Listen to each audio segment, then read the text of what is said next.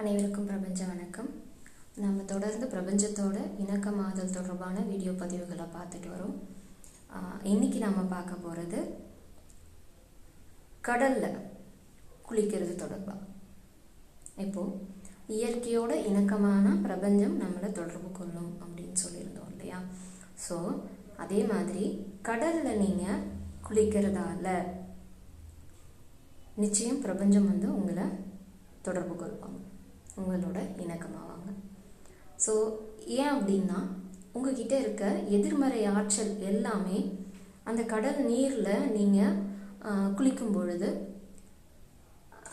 முழுக்க உங்ககிட்ட இருந்து விலகிடும். சரிங்களா? ஸோ அப்போ நேர்மறை ஆற்றல் மட்டும்தான் உங்ககிட்ட நிரம்பி இருக்கும். ஸோ அந்த மாதிரி இருக்கும் பொழுது பிரபஞ்சம் உங்களோட இணக்கமாவாங்க. ஸோ இதை நீங்கள் எப்படி ஃபாலோ பண்ணலாம் அப்படின்னா, நியர்பை இருக்கவங்க வீக்லி ஒன்ஸ் போடலாம், இல்லை மந்த்லி ஒன்ஸ் போடலாம்.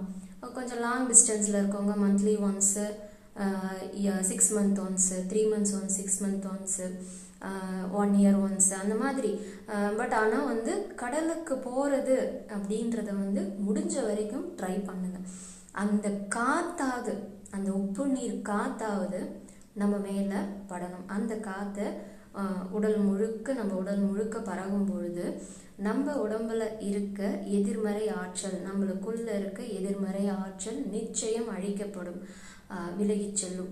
ஸோ அந்த மாதிரி போகும் பொழுது பிரபஞ்சமானது உங்களை நோக்கி ஈர்க்கப்படும். சரிங்களா? ஸோ அப்போ உங்களோட இணக்கமாவாங்க. உங்கள் ஆன்மாவும் மிகவும் மகிழ்ச்சி நிலைக்கு மாறுறதுனால பிரபஞ்சம் உங்களோட இணக்கமாகிறதுக்கு இது ரொம்ப ஏதுவாக இருக்கும். இது முயற்சி பண்ணி பாருங்கள். நியர்பை இருக்கிறவங்க ரெகுலராக போக முடிஞ்சவங்க போங்க.